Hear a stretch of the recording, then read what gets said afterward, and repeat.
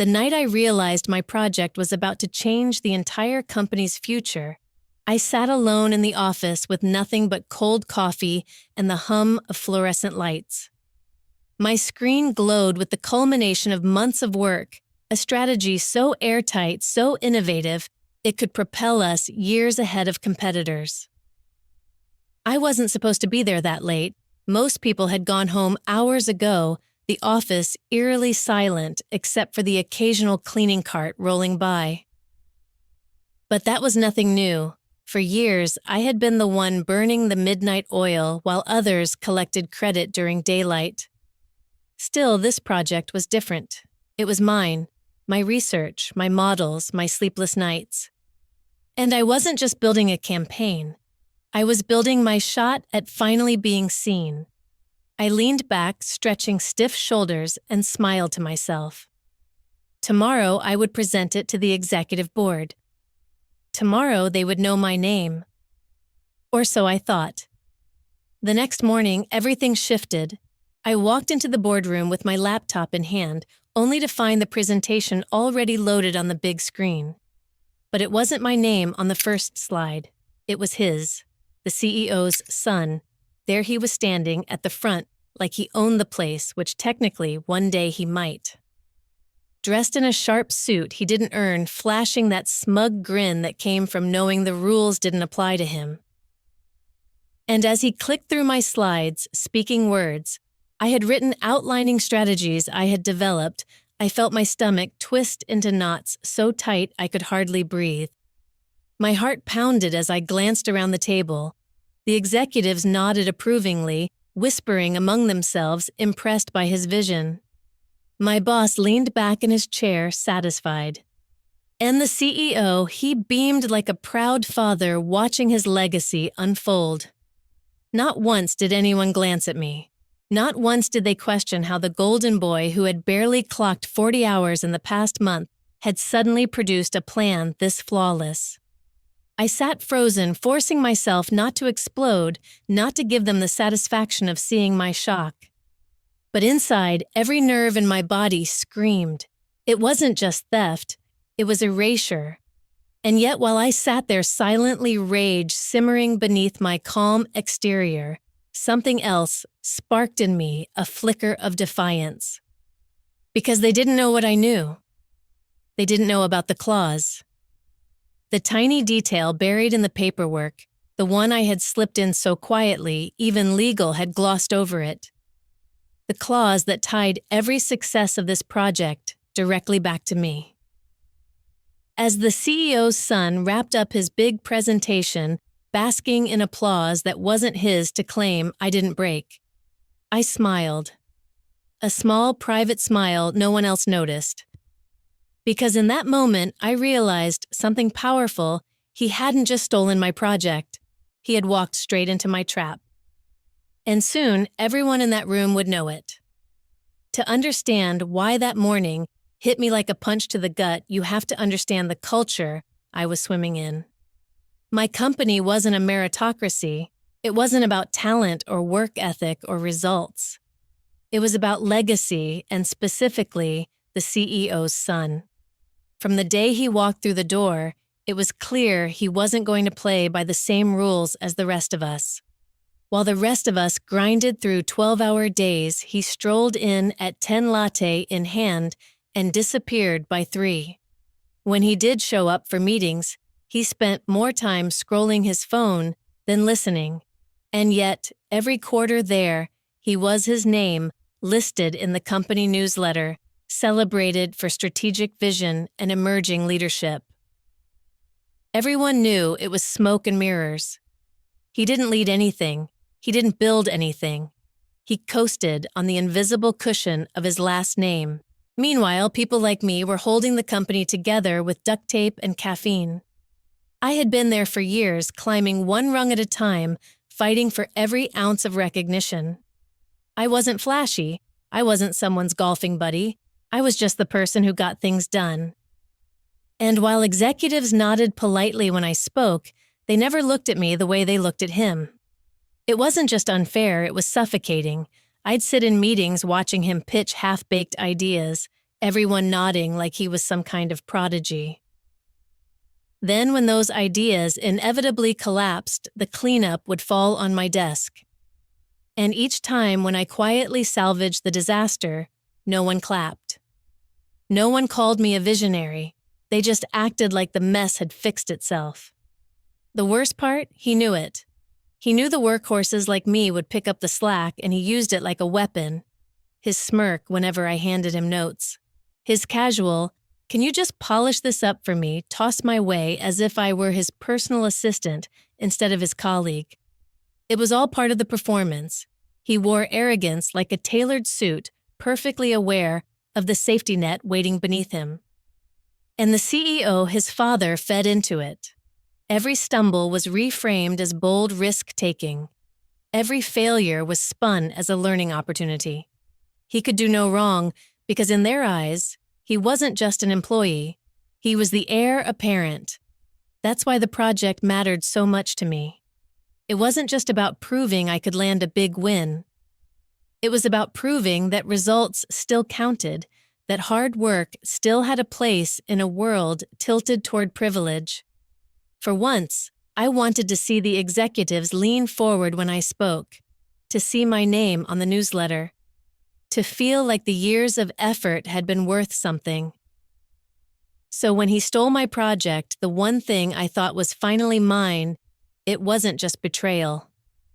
It was the culmination of years of being overlooked, dismissed, and replaced by someone who had never earned a damn thing.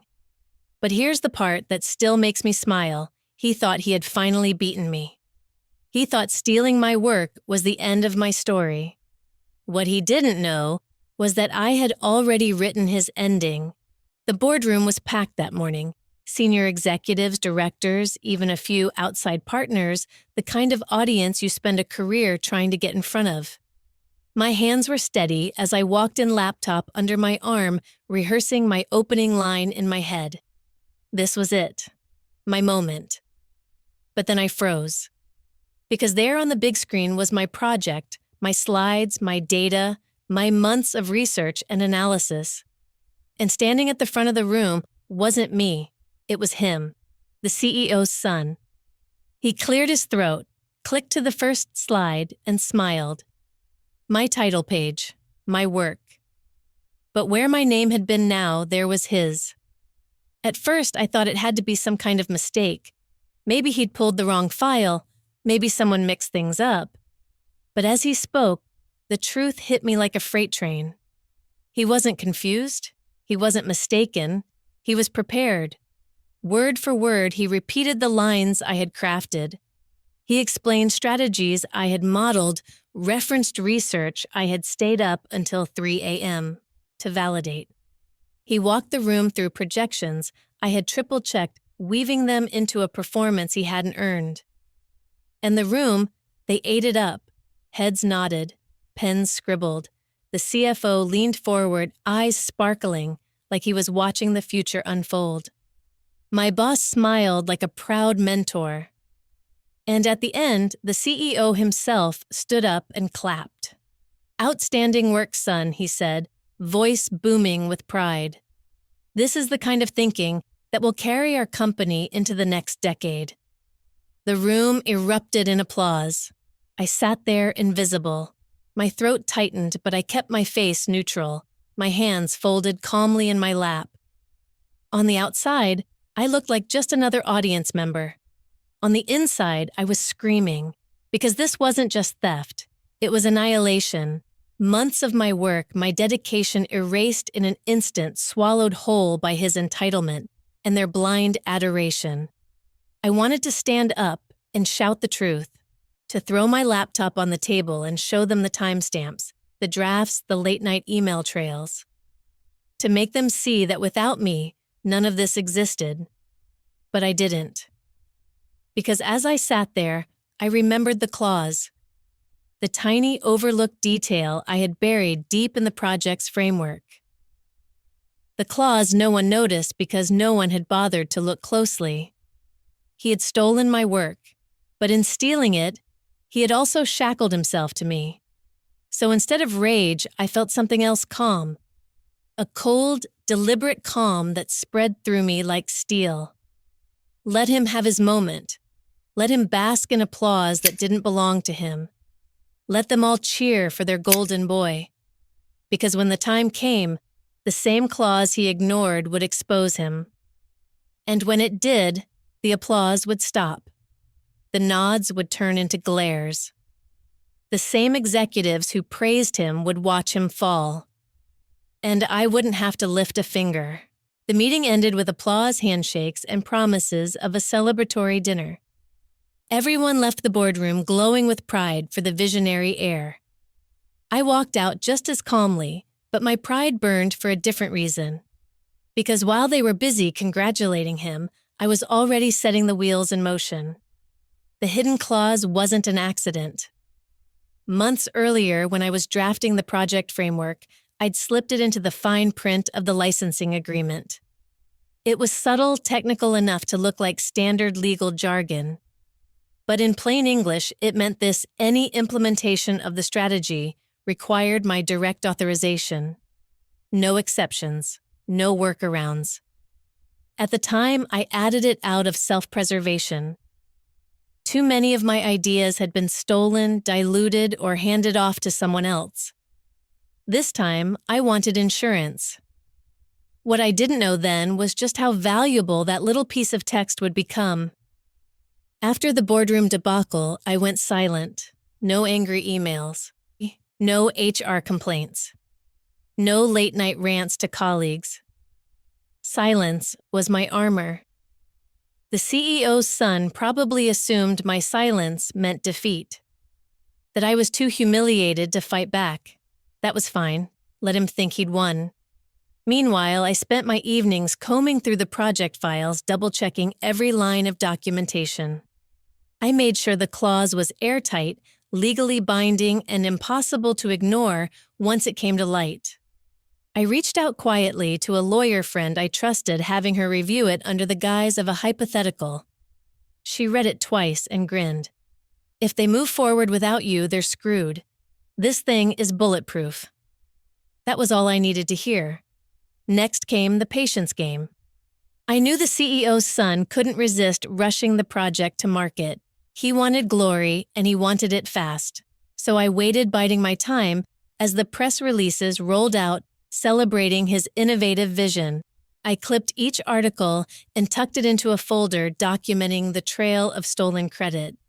Not because I needed proof I already had it, but because I enjoyed collecting the receipts. Weeks passed. I kept my head down at work, doing the bare minimum blending into the background. Colleagues whispered about how generous it was of me not to stir trouble. Some even pitied me. I let them. It only made what was coming sweeter. Then one evening, I got the notification I'd been waiting for. A company-wide email announcing the official rollout of my strategy, signed proudly by the CEO's son. He even scheduled a big unveiling event complete with investors and media coverage. That was the moment. I picked up the phone, called my lawyer friend, and asked her to prepare the notice. A simple, formal reminder that the intellectual property tied to this project could not legally move forward without my written consent. By the time the letter landed on the CEO's desk, their entire launch was already in motion. The invitations were out, the press was ready, millions had been invested in the rollout. And that's when the walls would start to crumble. Because while the golden boy thought he'd stolen my crown jewel, all he'd really done was build his castle on my land. And I was about to evict him. The unveiling was supposed to be the crowning moment of his career. The CEO's son stood on stage in front of investors, board members, and half the business press. The company had spent millions promoting the launch. Banners hung from the ceiling. Screens flashed with bold taglines. Cameras were rolling, and then the letter hit. A crisp legal notice delivered directly to the event organizers, the CEO, and the investors. A notice that cited word for word the clause he never bothered to read. The clause that made it impossible for the company to use my strategy without my explicit authorization. The timing couldn't have been better. Minutes before he was set to step on stage, the CEO was handed the envelope. I wasn't in the room, but I heard later about the look on his face, rage mixed with panic, the kind that makes powerful men turn pale. The whispers started immediately. The investors leaned in, brows furrowed. The golden boy, oblivious at first, kept grinning until someone shoved a copy of the notice into his hand. That's when his smile cracked. He tried to laugh it off, telling everyone it was a misunderstanding. He promised the show would go on. But lawyers don't bluff, and mine had been thorough. The notice was airtight binding and already filed. If they proceeded with the launch, they'd be staring down a lawsuit worth more than the project itself. So instead of unveiling a revolutionary strategy, the event dissolved into chaos. Investors stormed out furious at the incompetence. Reporters smelled blood and started asking questions the CEO's son couldn't answer. The entire spectacle collapsed in real time, and with every minute his reputation bled out in front of the very audience he had wanted to impress. Meanwhile, I sat at home with a glass of wine, watching the disaster unfold on livestream. Every stutter, every forced smile, every desperate attempt to salvage the presentation, it was better than anything I could have planned. Within days, the fallout spread. Articles that once praised him for visionary thinking were now questioning his credibility. Whispers of nepotism grew louder, no longer whispers at all. Shareholders demanded accountability. The board began asking why a critical clause had been overlooked and why the son of the CEO was trusted with something he didn't understand. And me, I didn't say a word publicly. I didn't need to. The clause spoke for me. The evidence of theft was written into the foundation of the project itself. The more he flailed, the clearer it became that without me, the company had nothing. Eventually, the CEO himself reached out. The tone of his voice was no longer booming with pride, it was heavy, defeated. He asked if I'd be willing to collaborate to fix the mess. His son sat silently beside him on the call eyes, downstripped of arrogance. I let them sweat for a moment before I answered. No, I said calmly. You wanted the glory without the work. Now you can live with the consequences. And I hung up.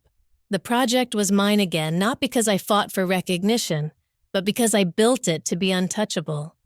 And in their arrogance, they'd triggered their own downfall. The fallout didn't happen in a single explosion. It was more like a slow implosion that everyone could see, but no one could stop. Within weeks, the CEO's son was quietly removed from any projects that required leadership. Officially, he transitioned into a different role to focus on long-term strategy. But everyone in the company knew what that meant: exile. His golden boy aura had evaporated overnight. The whispers in the halls turned into open jokes, and the once proud heir became a walking cautionary tale. The CEO himself, he survived but not unscathed. Shareholders demanded accountability. The board forced him to step back from day-to-day operations, installing a COO who actually listened to the people doing the work. It wasn't a coup, but it was close enough. As for me, I didn't stay long. I'd proven my point, and more importantly, I'd proven it without lifting my voice or begging for credit. The power of that clause had done what no HR complaint or late-night rant could ever do. It forced them to see my value in black and white legal ink. I resigned a few months later on my terms. By then, recruiters were already calling, impressed by how my work had made headlines, even if they didn't know the full story behind it. I stepped into a new role at a competitor one where my contributions weren't hidden behind someone else's name. This time, my signature wasn't buried in the fine print it was on the front page. Looking back, I sometimes wonder what would have happened if I'd spoken up that day in the boardroom, if I'd confronted him publicly. Maybe it would have felt good in the moment, but I know it wouldn't have been as devastating, because humiliation fades. But being undone by your own arrogance, that sticks. The hidden clause was my quiet rebellion, my way of saying, if you're going to take credit for my work, then you're also going to inherit the trap I set for thieves. And when it snapped shut, it didn't just take down the sun. It exposed the entire system of favoritism that had protected him. The lesson I took with me wasn't about revenge, though I won't lie, watching him crumble was sweet. The real lesson was this: in environments built on politics and nepotism, you can't just fight louder. Sometimes you have to fight smarter. You protect yourself not with trust in the system, but with strategies that turn their greed against them. To this day, I keep a copy of that clause framed on my desk. Not as a trophy, but as a reminder. A reminder that I don't need to beg for recognition or fight battles on their terms. My work speaks for itself, but when it doesn't, I make sure it has teeth. And every so often, when I hear through the grapevine that the CEO's son is still struggling to rebuild his credibility, I allow myself a smile. Not because I ruined him, but because he ruined himself. All I did was make sure the truth had a stage. And this time, no one could steal it from me.